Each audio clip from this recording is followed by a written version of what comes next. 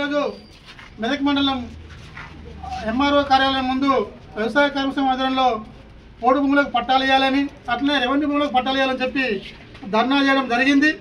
3 గ్రామాల నుంచి ప్రజలు వచ్చారు.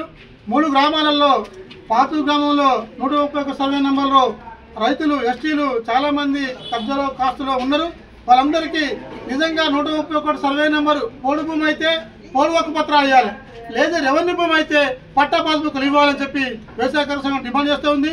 ఇంకో గ్రామం రాయనపల్లి శివారులో కూడా 825/19 సర్వే నెంబర్ 825 సర్వే నెంబర్ ఈ నెంబర్ కూడా గత ప్రభుత్వాలు కూడా సర్వే చేసి ఇది రెవెన్యూ ల్యాండ్ అని చెప్పి తేల్చింది. అయినప్పటికీ రైతులకు పట్టా పాస్బుక్ ఇవ్వట్లేదు. కాబట్టి 220 సర్వే నెంబర్లో ఉన్న కాస్తులో ఉన్న రైతులకు అందరికీ పట్టా పాస్బుక్ అని చెప్పి డిమాండ్ చేస్తూ ఉన్నాం.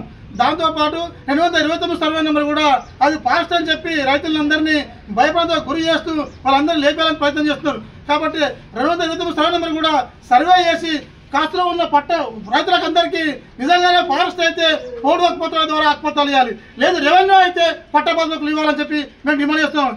ఈ సమస్యను పరిష్కారం చేయకపోతే భవిష్యత్తులో మనలో కాదు జిల్లా అంతా ఈ సమస్యలను అందరు రైతులందరినీ ఏకం చేసి వ్యవసాయ కార్మిక సంఘం ఆధ్వర్యంలో పెద్ద ఎత్తున ఆందోళన చేపడతామని తెలుస్తా ఉన్నాం.